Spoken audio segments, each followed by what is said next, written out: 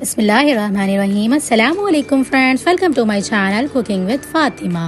आज मैं आपके साथ मज़ेदार सा शादियों वाला लंगर करने वाला मज़ेदार सा ज़रदा रेसिपी शेयर करूंगी। आने वाले जितने भी त्यौहार हैं, शब मेराज, शब बारात, इस तरह की त्यौहार में आप जो है ना इस तरह का ज़रदा बनाकर लंगर भी कर सकते हैं, नियाज भी कर सकते हैं। सिंपल आसान सी रेसिपी देने लगी हूँ। आपने वीडियो को ना step by step he last तक देखना है। बहुत ज़्यादा मज़ेदार तरीके से इस रेसिपी को बनाकर रेडी करेंगे। सेम जिस तरह से शादियों में हम जो है ना इस तरह का ज़रदा खाकर आते हैं देगो वाला, तो सेम उसी स्टाइल में आज आपके साथ रेसिपी शेयर करने लगी हूँ।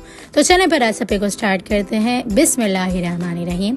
सबसे पहले ना हमने यहाँ पर तकरीबन भी ना हाफ केजी सेला चावल लिए हैं। इसे हमने धोकर भिगो कर ना 2 घंटा के लिए रख देना है। भीगने के बाद ना ये चावल बेहद कोई लंबा हो जाता है और बहुत ज़्यादा फ्लेवरफुल सा बन के रेडी होता है। अच्छा, ज़रदा जो है ना सेला चावल में ही बहुत ज़्यादा फ्लेवरफुल सा बन के रेडी होता है, तो सेला चावल का ही इस्तेमाल करिएगा ज़रदा बनाने के लिए। तो यहाँ पर ना इसे हम साइड पे रख देंगे और यहाँ पर ना 2 घंटे के बाद हम इसे जो है ना अच्छे से बॉईल कर लेंगे। तो 2 घंटा हो चुका हुआ है।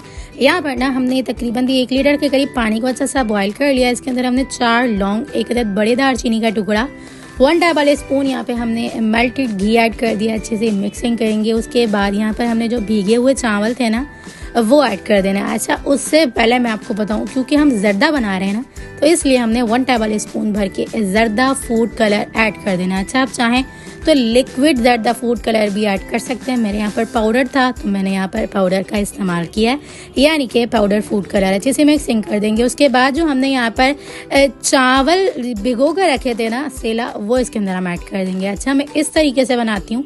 सिंपल तरीका, बेहद कोई मज़ेदार तरीके से ये झटपट से जो है ना ज़रदा बन के रेडी हो जाएंगे, बिना अकड़े, बिना कड़क किए, बिना नरम हुए। एक एक चावल का दाना आप शुरू में देख ही चुके हैं कितना लजीज फ्लेवरफुल सा बन के रेडी होता है। अच्छा, यहाँ पर मैं आपको बताती चलूं, चावल को ना हमने इतना बॉईल करना है कि चावल फुल डन फुल कुक हो जाए। क्योंकि हमने जब तह लगानी होती है ना चावलों में, जब हम बिरयानी बनाते हैं तो उसके लिए हम एक कनी छोड़ देते हैं, लेकिन जब ज़रदा बनाते हैं ना तो एक कनी बिल्कुल भी नहीं छोड़ते। कुछ लोग यहीं पर आकर गलती कर देते हैं कि एक कनी छोड़ देते हैं, तभी उनके जो है ना चावल कड़क हो जाते हैं और बिल्कुल जो है ना कड़क कड़क से क्रिस्पी से हो जाते हैं। तो इसलिए मैं आपको यहाँ पर ही टिप दे दूं कि यहाँ पर ना अपने फुल डन फुल कुक कर लेने। देख सकते हैं आप, ये फुल डन फुल कुक हो चुके हुए हैं। बिल्कुल नरम हाथों से मैंने इसे क्लिक किया है, इस तरह से जो ना ये बहुत अच्छे से टूट गया। तो ये फुल डन हो चुके हुए हैं। इसका हम तमाम पानी डिस्कार्ड कर देंगे। उसके बाद जो है ना चावल को हम साइड पे रख देंगे। तकरीबन भी ना एक हमने यहाँ पर दूसरा पैन ले लेना है। इसके अंदर हमने 200 ग्राम्स के करीब चीनी ऐड कर लेनी है। यहाँ पर ना तकरीबन भी 2 अदद इलायची को हमने कूट कर ऐड कर दिया हुआ है। साथ ही ना हमने 200 ml कर लें या ग्राम कर लें, हमने यहाँ पर दूध ऐड कर दिया हुआ है। ml हमने यहाँ पर दूध ऐड कर दिया, यानी कि 1 कप चीनी, 1 कप हमने दूध ऐड करके ना दूध को अच्छा सा जोश दिलवाना है, ताकि चीनी जो ना अच्छे से मेल्ट हो जाए। इस तरह का जोश आ जाएगा ना, तो यहाँ पर हमने जो चावल को बॉईल करके रखा है ना कुक करके, वो इसके अंदर हम ऐड कर देंगे और इसी तरह से 10 से 12 मिनट तक जो है ना इसे हमने कुक करना है। इस तरह से चीनी जो पानी छोड़ेगी ना, इसी के फ्लेवर में ना ज़रदे के अंदर चीनी का फ्लेवर अच्छे से चला जाएगा। अच्छा, मैंने आपको ये दूसरा तरीका सिखाया है। एक तरीका मैं अपनी चैनल पे ऑलरेडी दे चुकी हुई हूँ ज़रदा बनाने का, तो आप उस रेसिपी से भी बनाकर रेडी कर सकते हैं। लिंक जो है ना डिस्क्रिप्शन बॉक्स में भी शेयर कर दूंगी, आई बटन में भी शेयर कर दूंगी। आसानी से जाके देख सकते हैं। जिस तरह से भी आपको सिंपल और इजी लगे बनाकर रेडी कर सकते हैं। अच्छा, अब हम इतना कुक करेंगे तकरीबन भी जो ना तमाम चीनी का पानी अच्छे से ड्राई होने लगेगा और यहाँ पर ना तमाम फ्लेवर चीनी का जो है ना यहाँ पर ज़रदे के अंदर अच्छा सा आ जाएगा। अच्छा, यहाँ पर ख्याल ये रखिएगा कि ना चीनी जो है ना वो बराबर की होनी चाहिए, यानी कि मीठा ना ज़रदे में अगर मीठा कम होना तो बिल्कुल भी ज़रदा अच्छा नहीं लगता, फीका फीका। तो मीठा जो है ना वो लेवल का ही होना चाहिए, तभी जाके आपका ये ज़रदा मज़ेदार सा डिलीशियस सा बन के रेडी होगा। तो यहाँ पर ना हमने अच्छे से मिक्सिंग कर देनी है।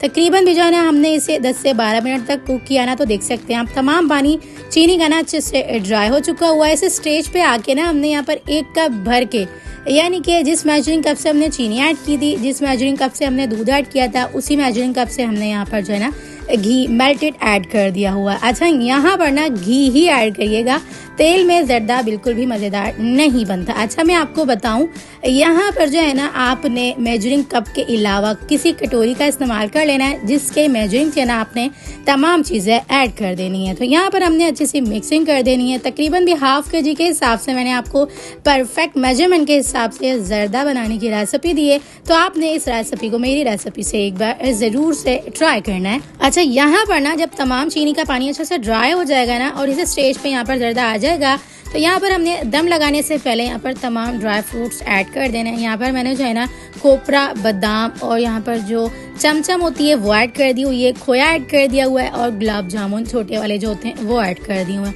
अब अपने हिसाब से कोई भी मेवा वगैरह ऐड कर सकते हैं, ड्राई फ्रूट्स जो भी आप चाहें ऐड कर सकते हैं। यहाँ पर मैंने ड्राई रोस्ट बिल्कुल भी नहीं किया है, किसी भी जो है ना मेवे को मैंने यहाँ पर जो है ना ड्राई रोस्ट नहीं किया है। डायरेक्ट से हमने दम के टाइम पर ऐड करना है ना, तो यकीन करें गुलाब जामुन तक जो है ना अच्छे से नरम हो जाएगा।